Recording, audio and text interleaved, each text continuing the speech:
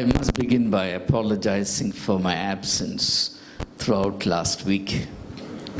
But I'm so delighted to see that the assembly continues to be in good health.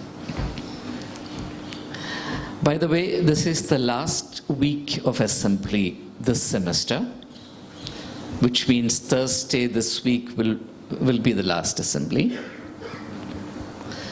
I remember that in July we began the assembly in robust health. This hall was jam-packed. And I'm glad to notice that we are going to end the assembly in reasonable health, if not robust health.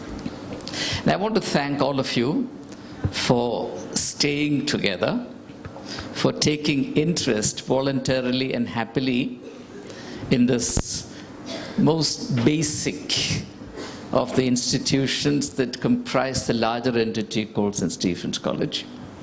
And it's wonderful to see happiness on your faces.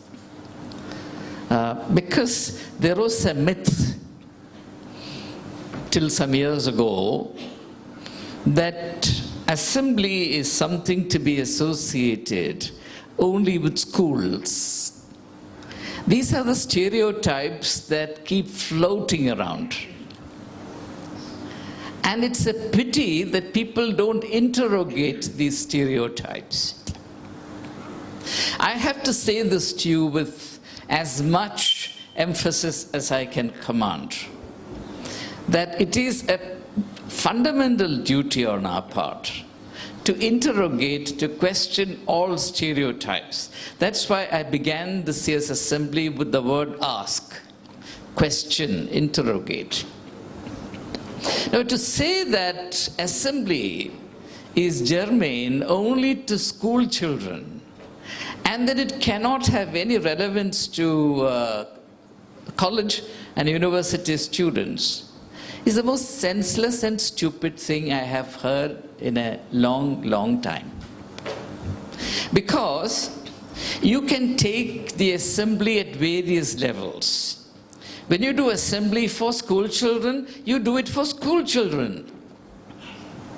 When you do assembly for college students, you do on a much higher level, as you have experienced by now, right?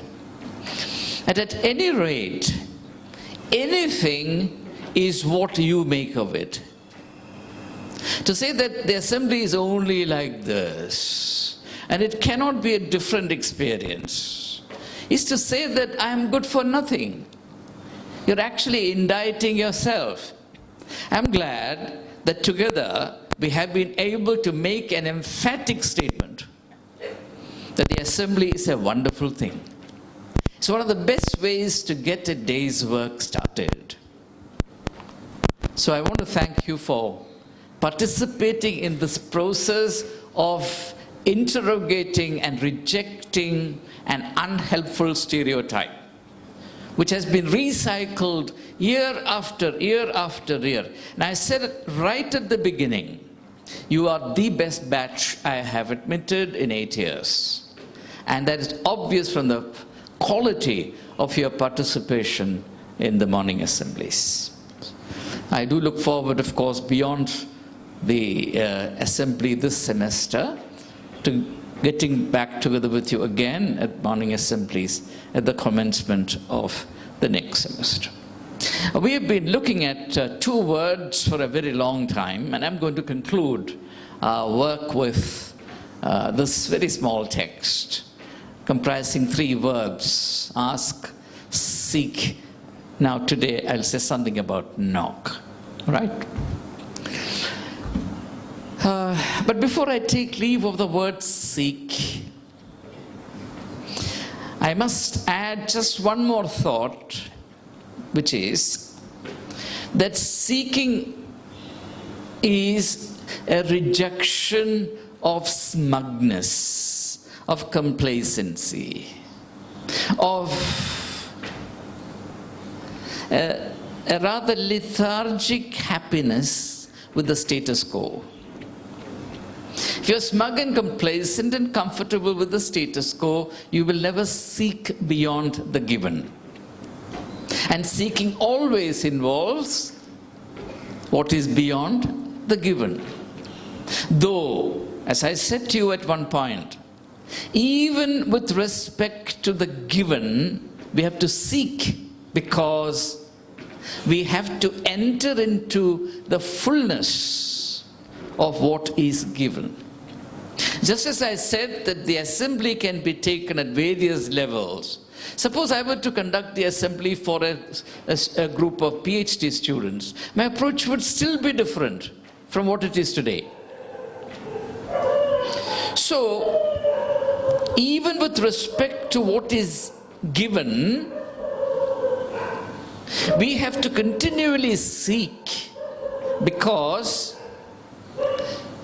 there are various levels at which the given can be understood and related to. Even the most familiar things, even the seemingly simple things, do have a scope that goes beyond what we are familiar with.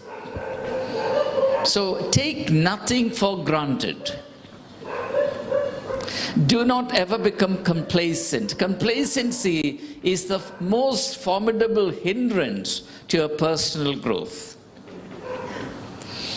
So we must continually experience a state of holy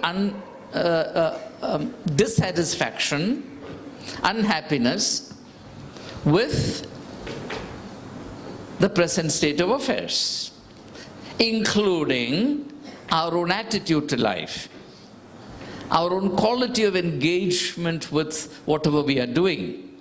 For example, it's possible for us to do whatever we are doing with far greater enthusiasm and effectiveness. You can be much better students than you are today. Therefore, you must ask yourself, how can I become a better student as compared to what I was before I came to St. Stephen's College? So life must be an experience of seeking continually. And to such a person, life opens up its treasures. And these treasures are unlimited, incredible. There's no limit to it. Contrary to this, there are people who sleepwalk through life and then complain all the time, saying that they had a raw deal from life. No, they gave a raw deal to life. It's not that life treated them harshly. It's that they treated life casually. And that should not happen to us. So with that as the preface, let me now quickly take you to knock. Now there are three verbs, as I said: ask, seek, knock. Now, knocking as an activity indicates perseverance. Life will often confront us with closed doors, doors that are shut. But all these doors can open and will open if you knock. Knocking with determination, with conviction, with perseverance.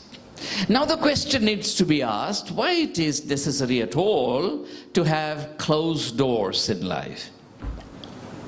Isn't it far better to be in a scheme of things where all doors are always open, so that you don't have to knock at all?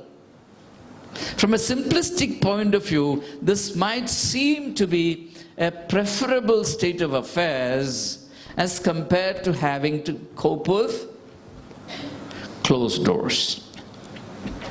Now, there are some good reasons why certain doors have to be closed or have to remain closed. First of all, If everything opens automatically, or if everything remains open and all you have to do is to walk in facilely, then you will not grow. Closed doors, paradoxically, are an open invitation for the best in you to find expression. It's when we come up against hindrances and difficulties that our true metal finds true expression. Now, if the door is open and there are 100 people passing through, you will not be able to see the difference between one and the other. You begin to see differences in quality of individuals when they deal with closed doors. Now, in my office, I have a wonderful technology inherited from before the beginning of history.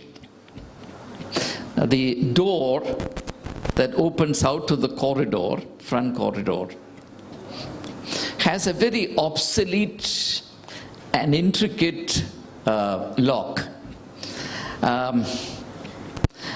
And nobody can open it except the person on the other side who is used to opening it, my attender.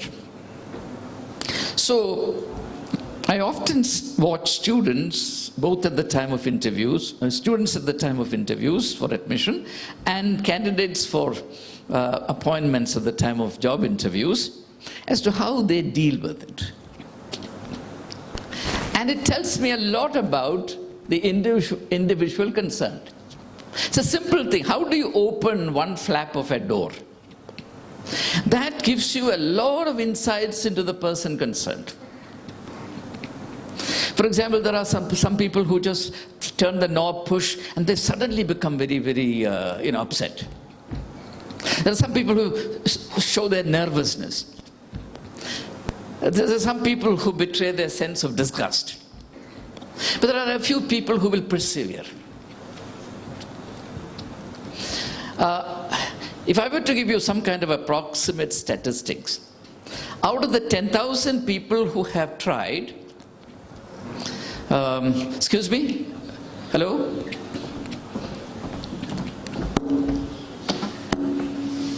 But he says he has to go and knock at the door of the loo. All right.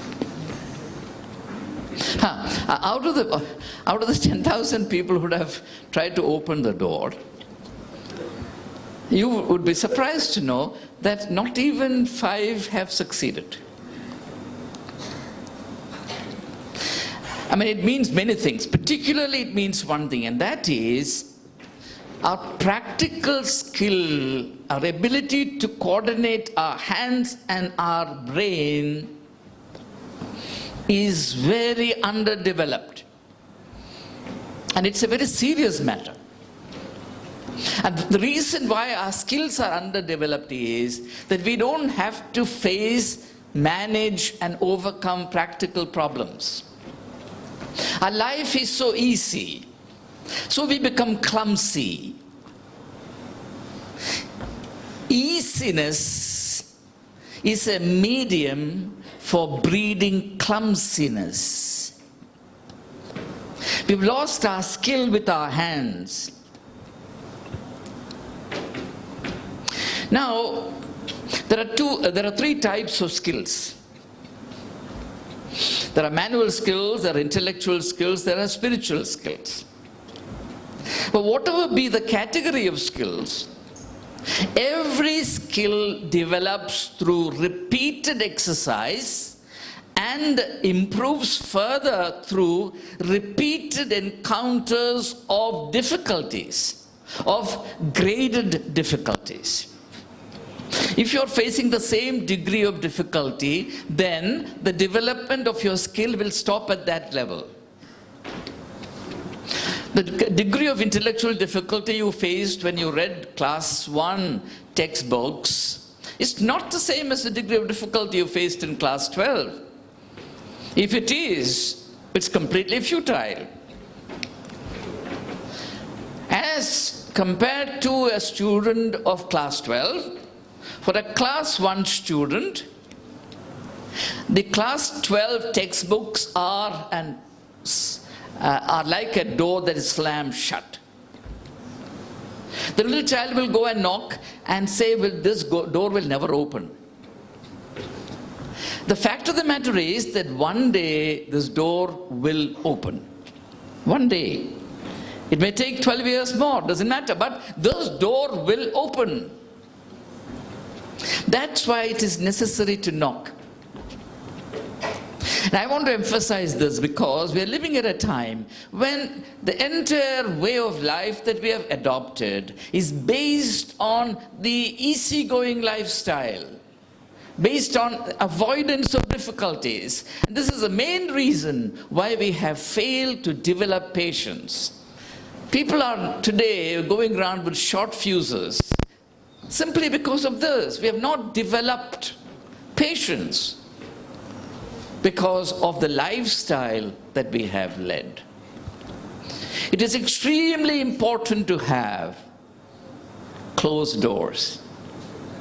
And it's a paradox.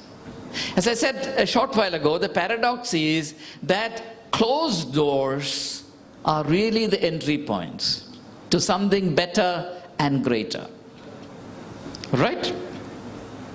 The second meaning of closed doors.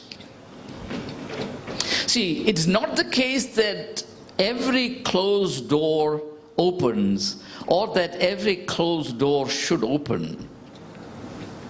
Certain doors should not open, no matter how hard you knock.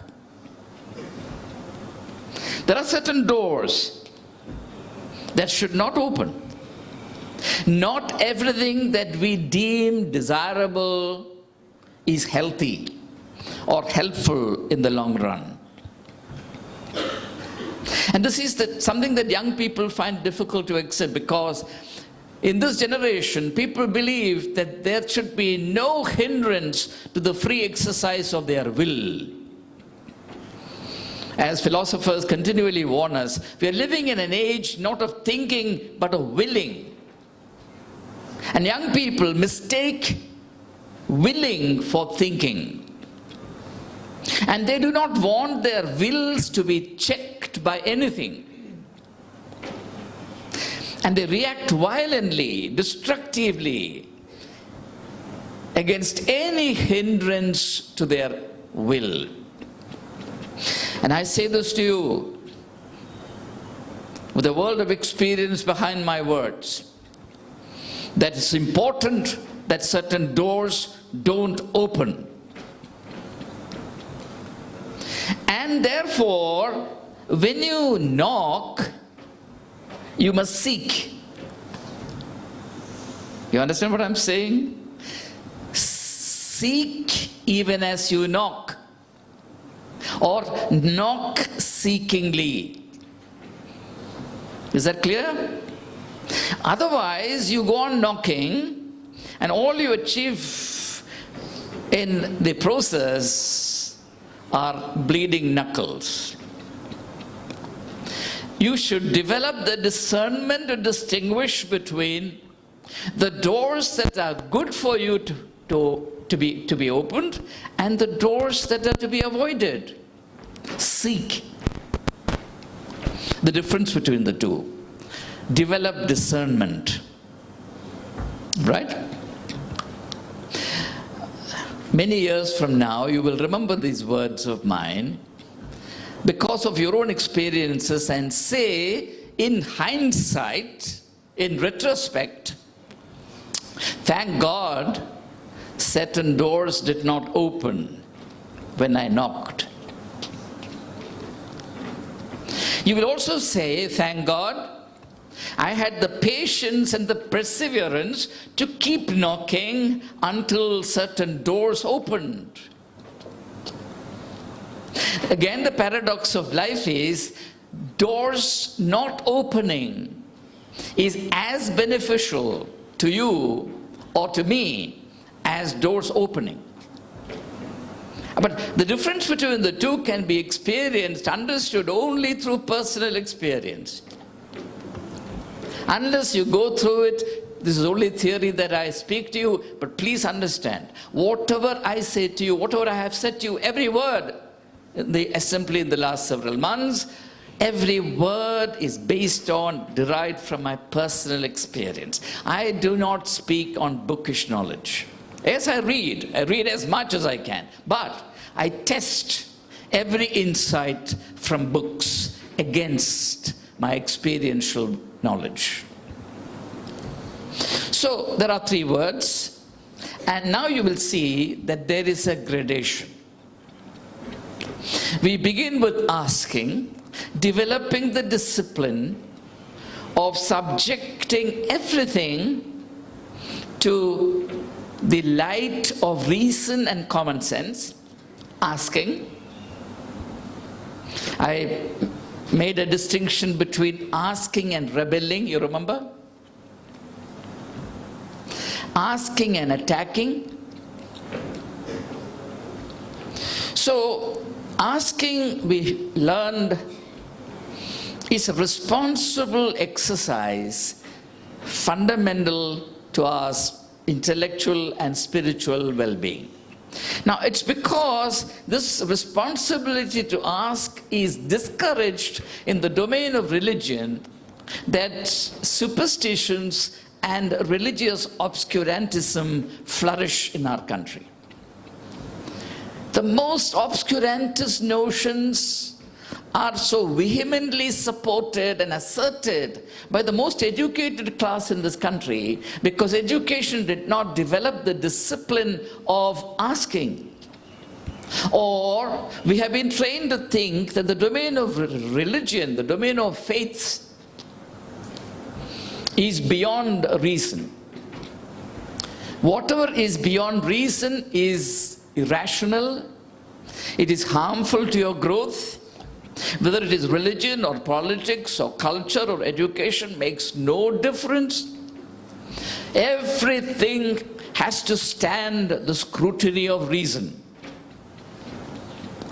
But we have been trained to think there are certain areas of our experience which are inimical or which must be protected from the exercise or the approach of reason.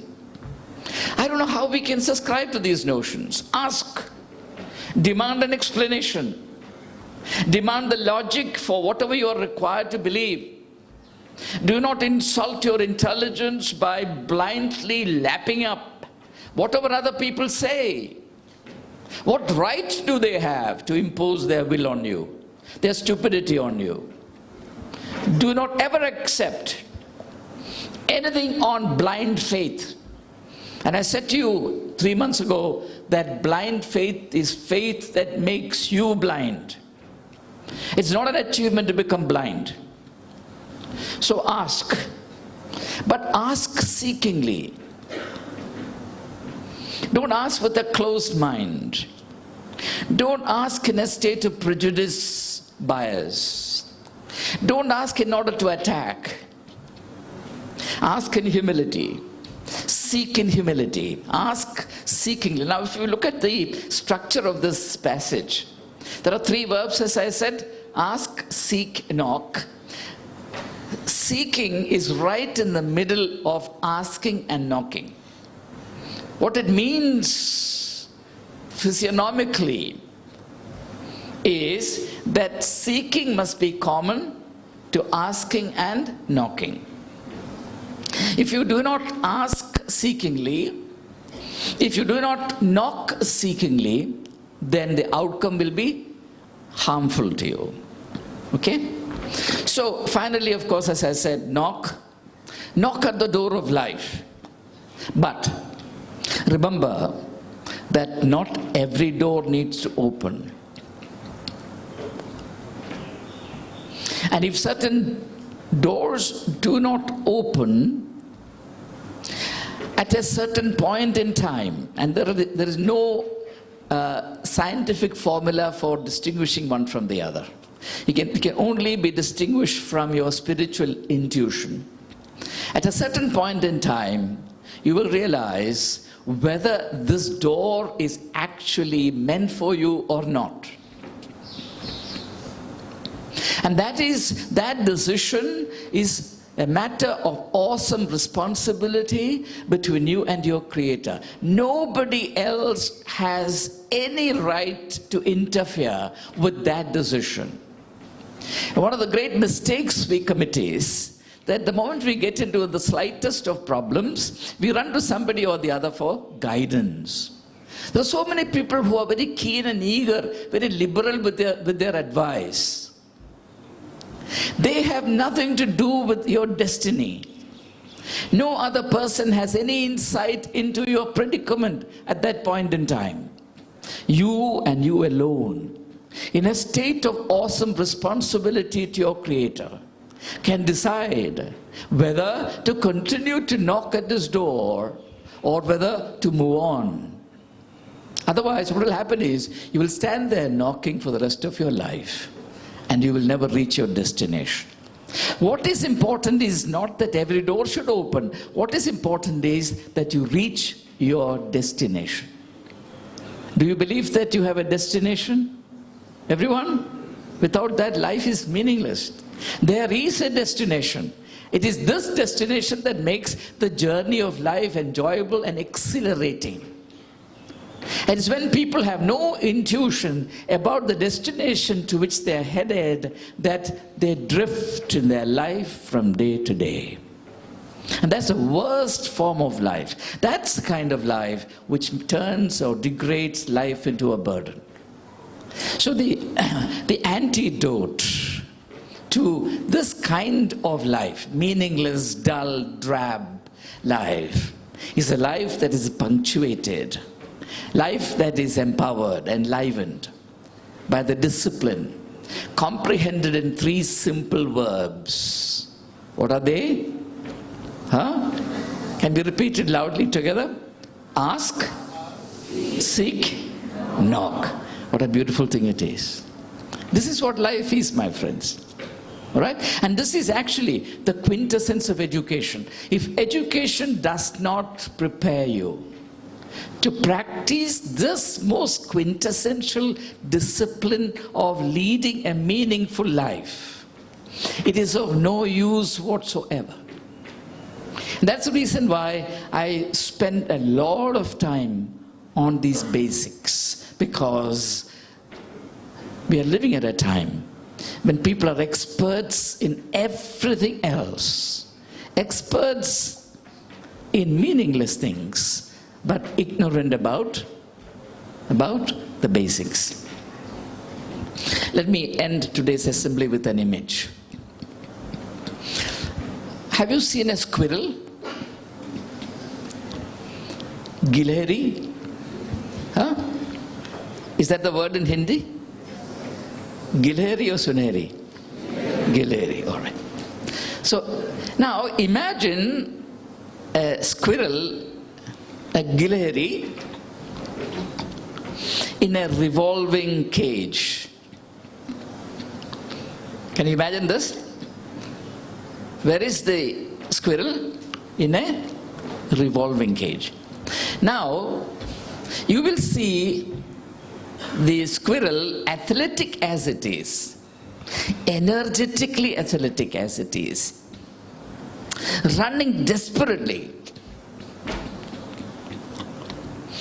But all that running is of no use. Now, what is important is not merely that the squirrel should run as fast, as energetically, as perseveringly as possible. What is important is that the cage should open. You understand? The cage should open. Otherwise, with your most energetic, enthusiastic, sincere efforts, you will only waste the whole of your life. And something that you should always be mindful of is this. Am I running in a closed cage? Is my effort futile? I'm doing my best, But that doesn't mean that it is meaningful or that it will make any difference. You will wear yourself down. Is the cage open? Are you moving towards, if the cage is open, are you moving towards the open door, or are you simply, running around, coping with the movement or the rotation of the cage? These are questions of profound significance, and it's high time that you began to ask such questions. Let's rise for prayer.